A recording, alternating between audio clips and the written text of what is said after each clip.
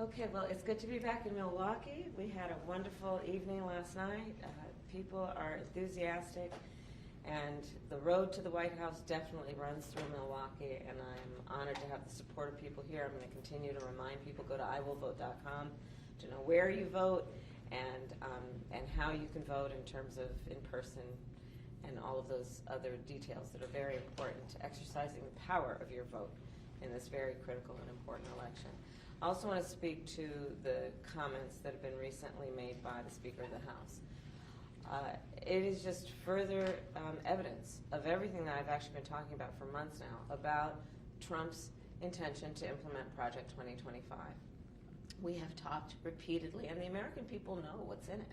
We've talked repeatedly about their intention to get rid of the Affordable Care Act, now to get rid of the CHIPS Act.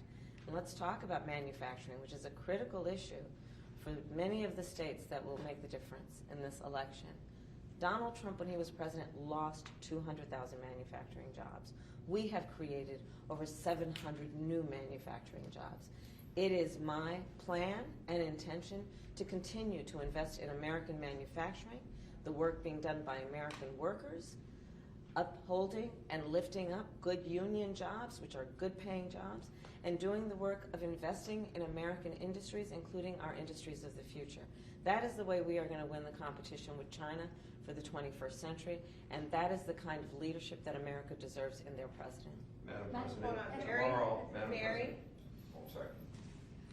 What's your message to Milwaukee voters who are saying, Trump might be better for the economy? We're hearing that from including black men, voters who are skeptical that things are just too expensive for them. Well, first of all, let me make it very clear that I intend to earn the vote of everyone, and I don't take anyone's vote for granted. And my highest priority as president will be to bring down the cost, because to that point, look, I know the cost of groceries is too high still. Everyone knows it. And so my plan includes what we're going to do in terms of taking on corporate price gouging and having the first ever national ban on corporate price gouging on groceries. My plan includes addressing the issue of affordable housing, including for first-time home buyers, giving them a $25,000 down payment assistance so they can just get their foot in the door. My plan includes addressing the needs of parents, in particular young parents, which is why I will expand the child tax credit to $6,000 for the first year of their child's life, which helps pay for everything from childcare to a crib and a car seat. My plan includes what we're going to do to invest in our small businesses, including increasing tax breaks for small businesses. And overall, my plan, which is about building an opportunity economy, has been reviewed by leading economists in our country, from Goldman Sachs to 32 Nobel laureates, all whom have said that my economic plan actually will strengthen America's economy. They've reviewed Donald Trump's plan and have determined he will weaken America's economy, he will ignite inflation, and he will bring on a recession by the middle of next year. Kayla? Hi, Madam Vice President. On the comments from the Speaker, he walked back initially saying that they would repeal the CHIPS Act, but he still wants to impose changes to the bill. Are you concerned about Republicans seeking any changes to the CHIPS Act? Well, let's be clear why he walked it back, because it's not popular. And their agenda is not popular. And that's why people are showing up by the thousands, tens of thousands, to talk about an agenda that actually is focused on lifting them up. That's why I have the support of, yes, Democrats and independents and Republicans, because they want a president of the United States who stops playing politics with their lives. They want a president of the United States who invests in affordable health care, regardless of who they vote for. They want a president of the United States who invests in American manufacturing and American workers. And that's the work I will do. And that is the work I'm committed to do. And I'm very proud to have the support of many leaders from every party who understand that that's the kind of leadership that we need moving forward. Asma? Thank you, Madam Vice President.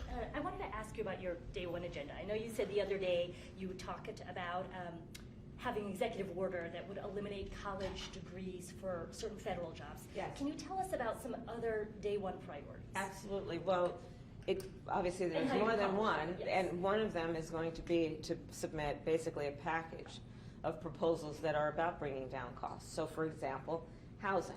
What we need to do in terms of creating a tax benefit for folks who want home ownership, what we're going to do to create a $25,000 down payment assistance plan, what we're going to do for small businesses. All of that will require a lot of work, and day one is also me getting on the phone with members of the Republican Party, with leaders, with the private sector. A lot of my plan includes working with the private sector. My plan includes cutting through red tape on the issue of housing again. That includes working with local and state leaders to cut through the red tape, as well as creating incentives for the private sector, builders and developers, to actually build new housing so we can increase supply and bring down the cost. Charles? Madam President, thank you for Vice President. making this. 3 days. Vice President. I appreciate that. That will build my role, sure. Tomorrow, faith leaders in Milwaukee and across the state will be praying about this election, Yes. encouraging people to get out and vote. Yes. I think last week I heard you say God's power works through us. Yes. What does your faith tell you about who God wants to win this election and lead our divided country? My faith and my belief in God tells me that we all must think about our lives through our ability to do good works, and through those works to lift people up, to help the needy, to help the poor, to help the elderly. And my plan for my presidency is informed with that spirit and that approach. And I do believe that people understand that that really is the sign of a real leader, which is not defining one's strength based on who you beat down, but defining the strength of a leader based on who you lift up. Thank you. Thank you. Thank you. One more.